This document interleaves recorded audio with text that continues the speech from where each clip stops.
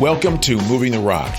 Whether sales is all you do or only part of what you do, the strategies and tactics of success can often feel split between two realities. You can become someone you're not to earn the recognition and praise of people you don't respect, or you can try to figure it out on your own, knowing you'll underperform your potential. We're here to offer a third way. The idea that you can't have success without compromise is just wrong. You don't have to compromise to win in the long term. You can play the game in such a way that you win in the short term and the long term. Through our hard lessons learned, we can shift your way of thinking and create a better way. I'm Chris, founder of SightShift. And I'm James, founder of Floriss Group. If you're tired of the status quo, we're here to help you move the rock on your career, your business, and your life. Welcome. All right, Chris, we're back again. Yeah, buddy. Yeah, man, I'm excited about what's happening. We got some great response, great feedback on our last episode. And so we're embarking on a journey that's meant to extend that conversation over the next 12 sessions. And this is the first of those 12. I'm going to let you present the introduction to our listeners. Yeah. Well, for me, it's such an obsession, leaders of leaders.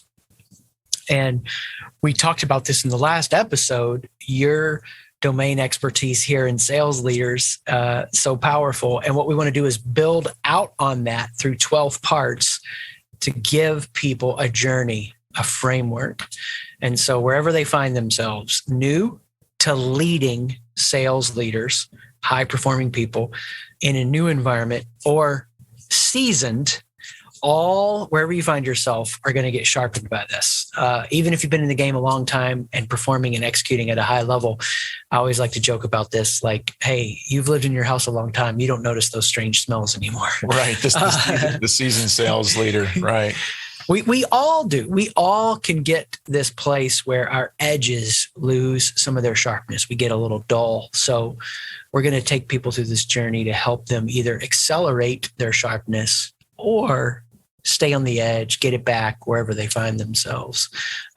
So as we talk about leadership, I know for you, the passion, you say a statement over and over about what is born for. Right. Yeah, we're everything that's born is born for growth. And I think of that in the context of a tree, a corporation, a human being, right? And it doesn't have to be growth in the context of more. It's just it can be in the context of development, growth in terms of our understanding, awareness, growth driven by curiosity, the recognition that change is a constant. And we like to say that whatever's born is born for growth. Growth is the mastery of change. Change is inevitable. Growth is not. Hence our focus on continuous improvement. And hence our need as human beings for leadership, right? Because this idea that change is inevitable, but growth isn't, that generates fear, uncertainty, doubt. And every one of us, when we get into a situation where we're facing change and we don't know, or we don't have confidence in that next step, we oftentimes require leadership. We require the benefit of the mastery of someone else who has been that way before, who can walk us or lead us or present some guidance that we can leverage. Yeah, man, absolutely. I mean, I think about what I've invested into being able to do keynote conferences from my video setup that I have, but getting some video coaching recently, even though you and I both are in meetings and people are like, this is the best we've ever seen. That guy blew my mind at how much farther I could go, and so that's what we want to do in this series is take you back to something, but take you deeper than you've ever known it, or introduce it to you in a way that you're going to move farther, faster because you get this knowledge. Right. And what we're going to cover today as an idea is really the starting point of leadership. Because a lot of people are like, I don't know where to start. Where do I begin? There's either so much, or I'm just so uncertain, or if they're new, there could be just a lot of self-doubt. I'm in a place that's really good. And we're going to give you one clue today that is going to help you get started. The problem with it is this: when we give you this clue, you're going to at first experience it in a way that frustrates you. You're going to at first experience it in a way that it's the thing that makes leadership feel tiring to you. And we're going to break down how you can actually think about it differently so that it energizes you. Awesome. So go ahead. No, that's awesome, man. So what I'd like to do is before we jump, I'd like to clarify something. Yeah. So this idea of leaders leading leaders, and I think in the context of sales leadership and a traditional sales team, we oftentimes refer to high-performing individual contributors as sales leaders, meaning, they operate at a high level and they are folks that their peers can look to for evidence of what works and also advice and so forth. But in the context of leadership specifically, what I'd like to do is just frame my thinking here and maybe have you comment. I oftentimes lump CEOs and sales leaders in the same sentence because I believe they have the same difficult job. A CEO has to present a certain level of leadership to the board of directors. They have to present a certain level of leadership to their employees. They have to present a certain amount of leadership to the marketplace. And all three of those constituents can receive a different message. And so the challenge really is how do you give them what they need in an authentic, transparent, honest way? And it is a challenge, a constant challenge. And what's also interesting about the CEO's role is that they report to typically or take orders from the board. They oftentimes give orders to their employees, but they actually oftentimes take orders from the market or have to lead the market. So there's also this level that they can't just rely upon their authority to demand certain behavior from the constituencies that they lead. And the same is true for salespeople. Salespeople are charged with leading their customers to change, and they have no authority over those customers at all. And oftentimes they're competing against other folks who are requesting or trying to earn the same level of leadership. And then, of course, salespeople have to look internally and present themselves as leaders across several organizations, oftentimes in their company, in order to get what they need for their customers. So they've got to present a level of leadership to their legal team, to their marketing team, to their solution development team or solution design team, et cetera, to formulate a solution and sell a solution that is actually going to deliver on the goals that they've pledged to the organization. And then, of course, they have to lead up in terms of relating to their manager and those above them. I remember when I was a rep, I oftentimes reported to my VP, but I also reported to my global VP, and my CEO would hit me up once in a while. So there's a similar leadership challenge. And so in that context, even though a salesperson isn't directly leading other employees within the organization, I would still consider them leaders, and I would still consider them needy of this type of training. Right on. I mean, I can't help but hear you walk through that and think of parenting, right? And second one goes to college, and third one is finishing sophomore year of high school, and just all of these transitions, all of this communication, helping make sure trajectories are in place, that I'm not overdoing it, but I'm also not underdoing it. There is a finesse, there's an approach that can be natural and authentic to who I am, but at its max ability to be persuasive and impacting. And of course, this is the stuff you and I geek out on all the time. So we live for this stuff. We love this stuff. We love doing it in our own lives and paying attention and then helping others with it. But yeah, it is a complex reality to lead, especially when you're in a place that there's pressure to perform and you got to produce, and especially in a market where there's high variability, there's a lot of change. It's like we're stepping into a jungle new, and every day we're learning what plants hurt us, what don't, what animals can help us, what don't, and we're having to assimilate all this and very quickly. And so that's what we want to do is we walk you through this 12-part series is not promise you something that's false, which is it's easy and here's how. Overnight, you can do this. Instead, it's to give you, hey, it's going to take time. But if you work at developing these skills will get you to where you want to go, applying this leadership, influence, and impact wherever you find yourself. So, yeah, let's go. Let's get started. And the first, what we want to cover first is really a question. You could think about the foundation of leadership this way. Where am I tolerating or avoiding? Where am I tolerating or avoiding? Now, I'm going to flip this back to you, Jimmy, in just a second, because we want to get into specific conversation for leaders, CEOs, leaders of sales professionals. But when we start with this concept, here's what I want to encourage you with. How many times, Jimmy, have you been in a place in life, in a meeting, with a business, with a customer, anything, and something bothered you? You knew it could be better and you were bothered, right? Right. If you're a leader, if you have a person of vision, you have this happen all the time. You see things that could be better all the time. This is why we like to go to the restaurants we like to go to, because we're not going to be bothered. You and I are advancing vision all the time. We want to go somewhere where we're going to be well taken care of and it's going to be an enjoyable experience. So the thing that we want to encourage people with is this, and this is why I said it's going to be a shift. When you sit in the chair and you go, when are they going to get it? How many times are they going to have to do this? Why? You start to get frustrated. You see where it can be and it's not there yet. That place you're bothered, that's great. That means you have vision. You see how it could be better. I'm just curious, just to make this like super personal, or wherever it takes you, is there any place in your life right now where you're like, man, I see how it could be better. I'm bothered and I want to improve it?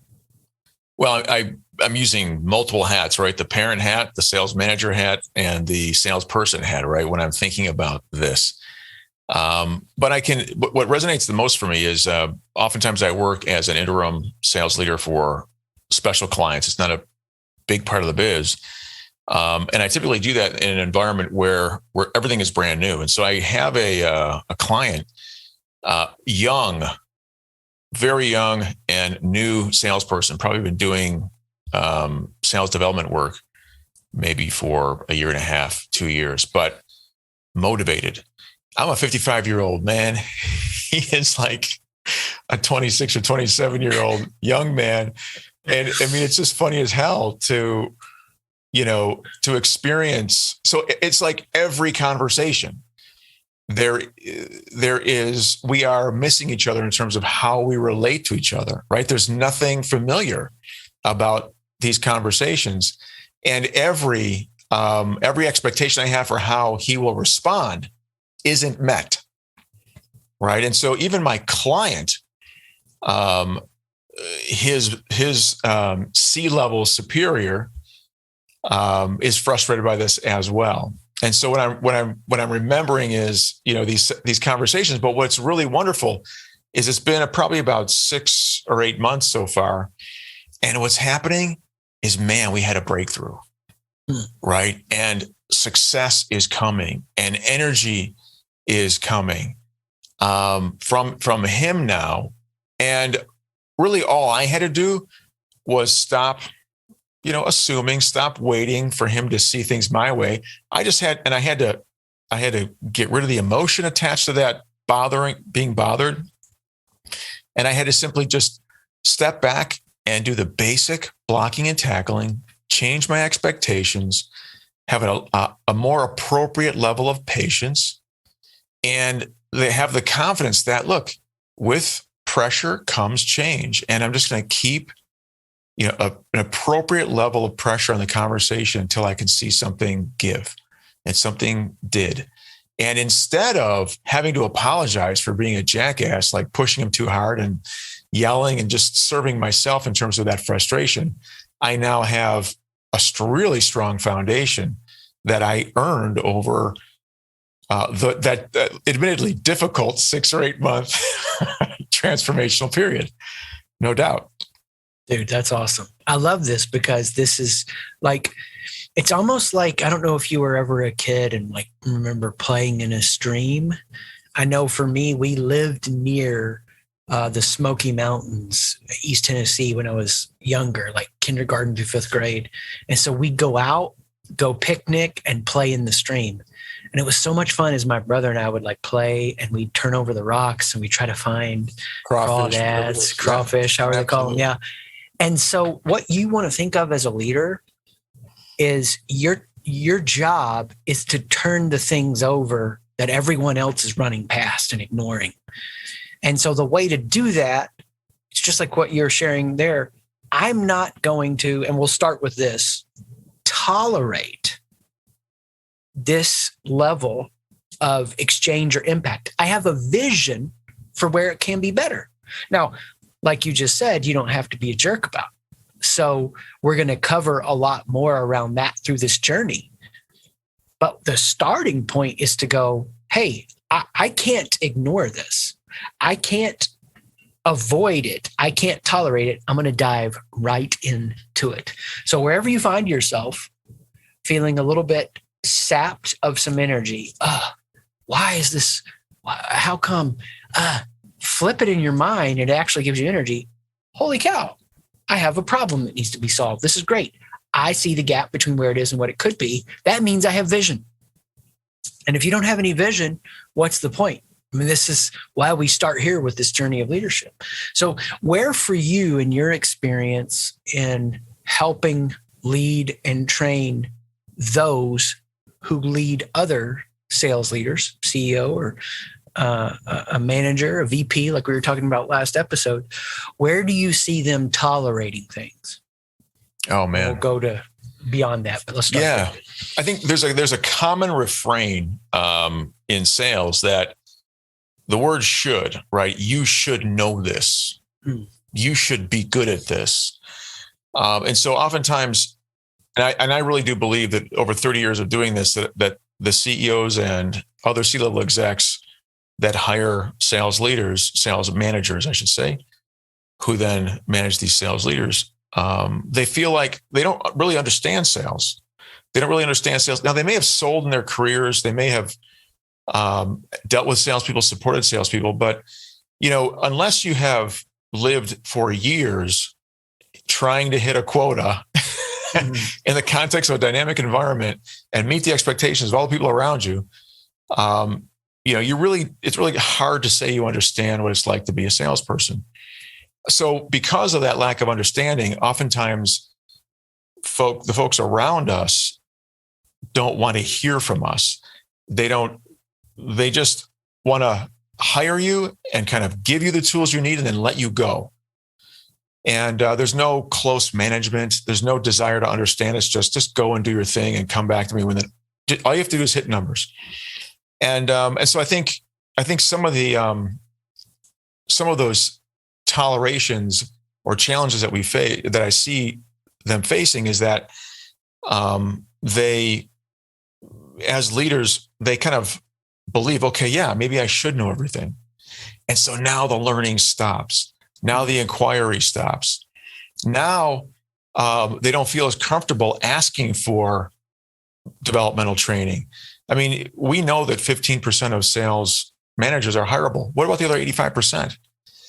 Is it possible that they never got trained, that they never got supported, they never got coached, they never were shown how to do things, or never allowed to go out and discover how to do those things? It's just assumed that they should know. So that lack of curiosity above those folks then filters down into a lack of curiosity in the sales organization, and it becomes pervasive across the organization. And then that kills this concept of continuous improvement. And then guess what? You now have a culture that is actually hostile to top performers, because we know top performers are curious. They always want to get better. And guess what happens when a top performer who wants to get better ends up at an organization that stopped learning? They end up leaving. Dude, all day long.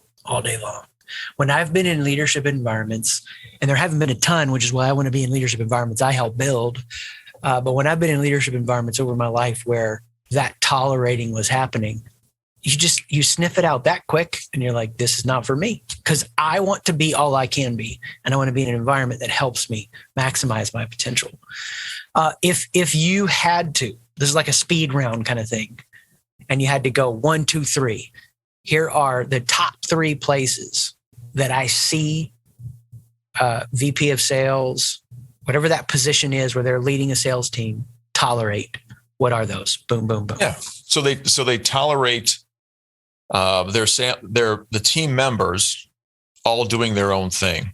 So there is no unified focus on how to sell. They all do their own thing, and that contributes to all of them at their own pace using CRM. All of them at their own pace qualifying properly. All of them at their own pace leading people through a proper sales process. All of them at their own pace deciding on their own what determines a forecastable opportunity. And so what that ends up doing is, if everyone's doing their own thing, everybody's following their own rules, everybody's ignoring the direction of their manager, it makes the job of the manager that much more difficult. So now the manager, because they can't get their hands wrapped around this, now has to spend time deciphering the interpretations of every member of the sales team when they give their forecast. So therefore, the forecast doesn't exist in CRM. It's something that has to be made up every month or made up every quarter. And it's only made up by virtue of sitting with people and understanding what their interpretations of what qualified is. And so it becomes a huge mess. It's not scalable. And actually, it causes that team to underperform by an order of magnitude in many cases. So when that's tolerated or avoided because maybe the manager doesn't do well with conflict, or loves conflict, but unfortunately the conflict that they get involved in escalates to a point where it creates damage in relationships. So that manager just might bite their tongue. That manager might also decide, okay, great, if this is how you guys are going to behave, then I'm going to find other ways to influence you. And then the manager can go back to being a salesperson and just travel with their reps. And be involved in sales calls on a regular basis and use that as a way to influence in a different way because they don't get what they know they need from another direction. So they tolerate not having a sales process. It could be because they're avoiding conflict. We'll come back to avoiding. What's the second big thing you see being tolerated? Well, I think this idea of oftentimes they have this fixed mindset around the competency of their salespeople. So salespeople oftentimes don't like asking or talking about money. Mm. Salespeople oftentimes have a need to be liked. Salespeople oftentimes have non-supportive buying habits. So when a salesperson goes out and shops, they always negotiate price. Therefore, they feel it's normal for someone else to want to negotiate with them.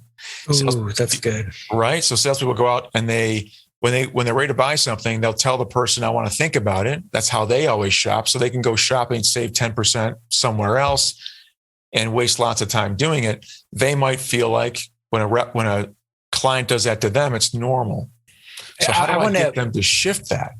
Oh, I got to put an exclamation mark there because of all the episodes we've done, that was like a killer insight that I think is just so powerful. Yes, I'm going to come back to that. But yeah, that's so good. Yeah. Because I'm like that. When we first got married, my wife was like, she'd buy something. I was like, did you ask for a discount?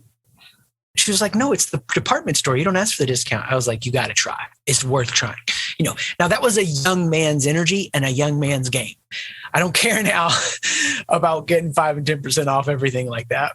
But because I bought that way, right? I would, yeah, man. Yeah. Okay. So if you buy based on price, you sell based on price. If you buy value, you sell value. Which is now. Yes. And as we get older, and that energy is there. And that's why CEOs are typically great salespeople or founders, because they're already in this place of buying and selling value. Young salespeople, not so much sometimes. So we don't want to tolerate that. We don't want to tolerate reps that don't want to talk about money. Well, that comes from a level of insecurity. If I sell based on price, then of course I don't want to talk about price, because I think that's immediately the point when my buyer is going to say, okay, great, I'd like to think about it. Okay, well, I have no power, and I just gave my power, whatever little power I had, away by bringing up price. So I don't want to talk about that. That's evil. Well, what if you sold by virtue of building value? Then you'd actually welcome the price conversation because the value is a 10x of that price. And why wouldn't they say yes? Yeah. So yeah. Awesome. So, dude, for those taking notes, you've just given 3 huge places tolerating happens. And now some of you, as you hear this, you're going to be like, oh, that's more to fix. Yeah, that's right. You have a vision, and that's great. Flip it to now. This is where I dive in. So here's the 3. Okay. 1, a process for sales. If you don't have the process, go back and hit the rewind button on the podcast app like 7 times on the 30-second button. You're going to get to where Jimmy was laying that out. How much you're losing not having a process for sales. Second is the people. When you start to falsely think, oh, I want to sell to how I'm sold to, or how I like to buy is how they like to buy. You're thinking in generalities, not specifics of who the customer is, of who the salesperson is. So we've got process, we've got people. Third, we got power. Sales people who are trained in a process, or it's just too lackadaisical, it's not even a process, where sadly they are not using a system to lead the conversation in an empowering way. It's not just about keeping power. The WINS model empowers you to find the shared path and the shared goal with the customer. So we're leading the conversation, but we're not having to do it in a manipulative way. We're also not being directed by our inability to talk about things that would be things that some personalities would avoid. The WINS model really keeps you from tolerating that, right? It does. So we got process, people, and power. Yeah. Good stuff, man. So I like the summary. So where do we go from here? So next, I want to ask you this, and I've already made a list of a couple of things you said. Where do you see the avoidance problem the greatest? Let's do a top 3 on that, where you see leaders avoiding. Yeah. I got one. I'll kick you off with it. You said conflict. They're avoiding conflict. That's the number one biggest issue is they don't know how to address conflict that will come in a constructive way. So they just avoid it. What I will also say is this idea of avoiding pushback. So we recognize that when you sell, people buy when they're ready, willing, and able to change. And so when you're selling, you have to follow a tension cycle. You have to build tension in the conversation to move the buyer to change. And if there is no tension, if it's just a beautiful, lovely conversation, then all they've had is a beautiful, lovely conversation, but there's been no incentive to do anything different. So in the same way, leaders avoid learning how to, digging into, creating the tension required to move their people to change, changing their behaviors, changing their attitudes, changing their mindsets, whatever it might be. That's different. That's a little bit different than conflict. I would say that, go ahead. Oh, no, I love that. I want to expand it a little bit more, but go ahead. If you're going to finish the thought. And I think the other big thing for a manager is we need budget. We need money. There's a level of avoidance that occurs when we think about, communicating with my boss and my CEO and my board of directors. Those folks don't understand sales. They understand whether or not you're hitting your number. They understand the goals of the organization in terms of accelerating revenue and multiplying value. But they don't know what your life is like day to day. And if you can't express that in a way that they are willing to fund the ideas that you come up with, then what you end up doing is not leading up the organization. You end up kind of becoming a victim of your own inability to express what you need to achieve the goals that they lay upon you. And they're just going to keep laying those on you until you kind of wake up. And unfortunately, oftentimes we wake up when it's time to go get another job because we've been let go, because we never learned that skill set. Love it. Love it. So we're going to list out what is avoided, and I'm going to run a fourth one by you. Conflict. We avoid conflict. And so true. I mean, we see this in leadership at large, but I can imagine in sales leadership also. If conflict is a problem for you, we've got a number of episodes. Go back to some of the earlier episodes. We talk about the insecurity that's happening, that you don't have to fight against that too. And a great example there, Chris, before you had, it's just this idea of, I'm just thinking of a sales manager who has a top producer who won't leverage CRM. Yeah. Who won't do what everybody else in the team is doing. And so what do we say? We say we either have conflict that potentially encourages that top producer we fear to leave, or we just kind of just say to them, good, just hit your number and you can do whatever you want. And then all of a sudden we now have the first salvo of a decision that will now destroy the team dynamic. Yeah, that's awesome. It's awesome.